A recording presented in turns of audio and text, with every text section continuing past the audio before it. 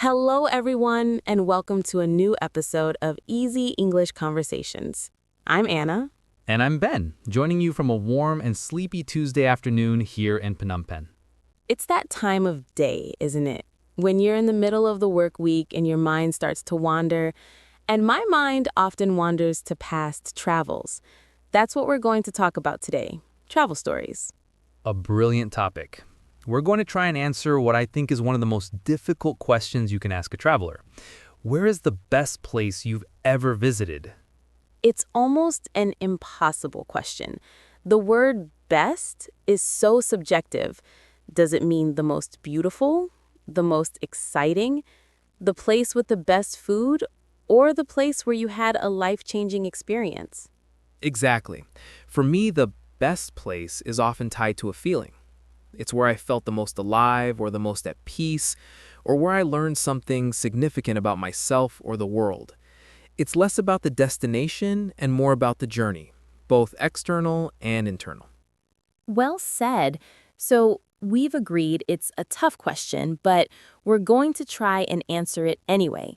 We'll each share our story, and we invite you, our listeners, to think about your own answer as you listen.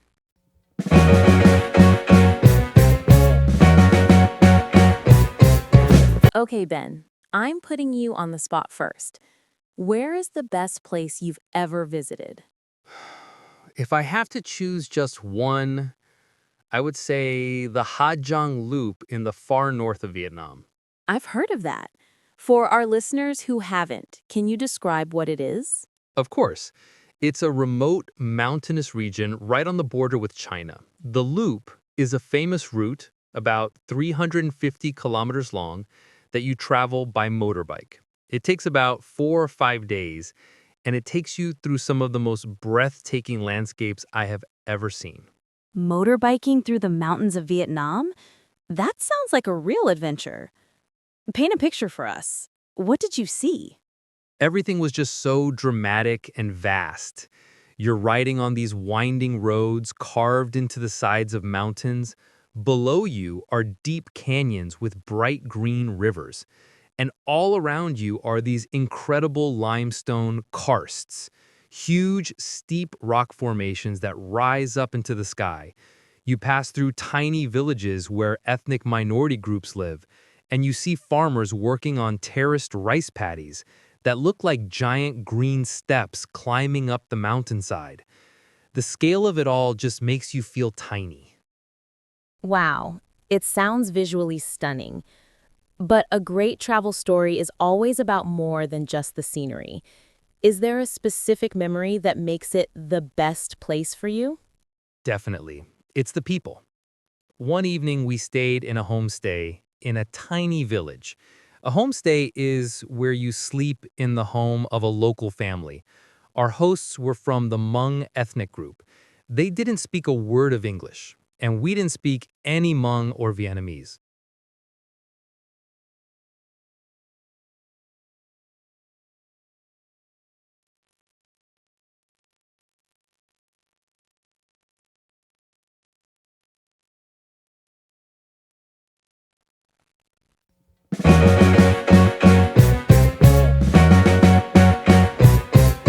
Wow, Anna, that story is going to be hard to follow. My choice was all about remote nature and adventure. What about you?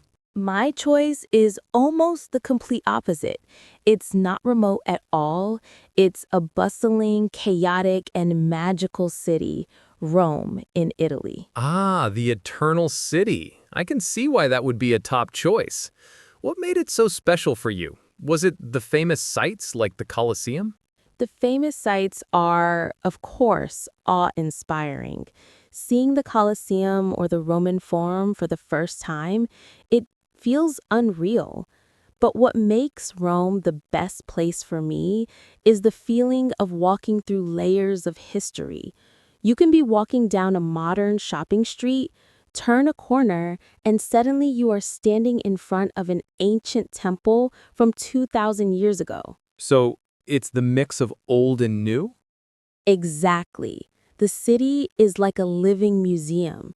I remember one evening trying to find a restaurant in a neighborhood called Trastevere. It's famous for its narrow cobblestone streets. I got completely lost, but it was the best thing that could have happened. Getting lost is often where the real adventure begins. It is. I put my map away and just wandered. I could hear the distant sound of an accordion playing. The aroma of garlic and fresh pasta was drifting out of restaurant kitchens. I stumbled upon a tiny hidden piazza with a beautiful fountain in the middle, glowing under the warm evening lights. Local families were out, children were playing, and friends were chatting. It was just a normal Tuesday night for them, but for me, it felt like I had stepped into a movie. It was pure magic. That sounds incredible. That's the kind of authentic moment you can't plan. And I have to ask about the food. Oh, the food. It's a huge part of the experience. The simplest things were the best.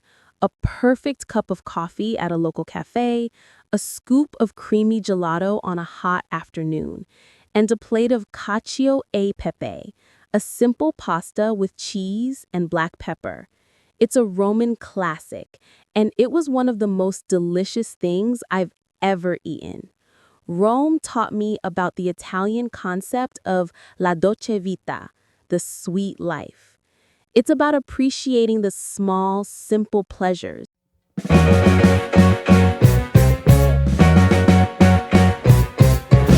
I love that we have such different stories. One of epic mountain adventure, the other of magical city wandering. But we should also be honest. Travel isn't always perfect. Sometimes things go wrong. That's such an important point. We often see perfect photos online, but travel can be challenging. You have to deal with culture shock, language barriers, and things not going to plan. Have you ever had a real travel mishap? Oh, yes. A few years ago in Thailand, I was supposed to catch a ferry to an island. I misread the schedule and arrived at the pier just in time to see the last ferry of the day sailing away into the distance. Oh no! What did you do? I panicked for about 10 minutes. Then I took a deep breath, found a cheap guest house nearby, and ended up spending the evening in a town I had never planned to visit. I had a wonderful meal at a small family-run restaurant and met some other travelers who had also missed a ferry. It started as a disaster, but it turned into an unexpected and memorable part of the trip. It taught me to be more flexible and to not panic when things go wrong.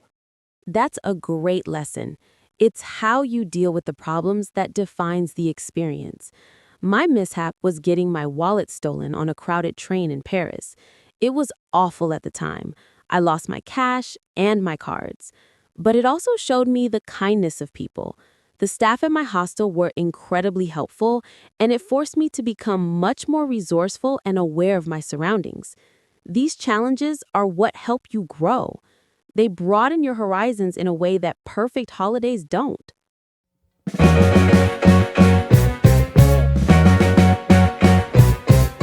We've told a lot of stories and used some really descriptive language.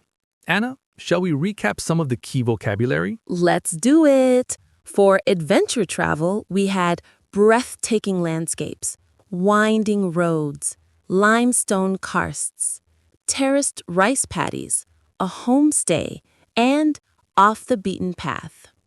For city travel, we had awe-inspiring, layers of history, cobblestone streets, the aroma of food, and a vibrant atmosphere. And for travel in general, we had subjective, culture shock, a travel mishap, to be resourceful, and to broaden your horizons. That's a fantastic list. Now, we want to turn the question over to you, our listeners. Take a moment to think, and then try to say your answer out loud. Where is the best place you have ever visited, and what is one specific memory that makes it so special for you? Thanks for saying that out loud.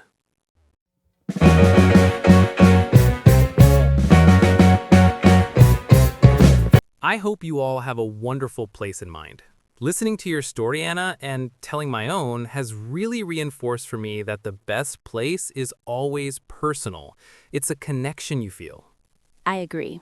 It's that moment of magic, kindness, or awe that sticks with you long after you've returned home. It's what makes travel one of the most enriching experiences we can have. Well, this has been a lovely way to spend an afternoon, daydreaming about past adventures. Thank you all for joining us. We hope it's inspired you to plan your next trip or just to look back fondly on your own travel memories. Until next time, goodbye. Happy travels, everyone. Bye.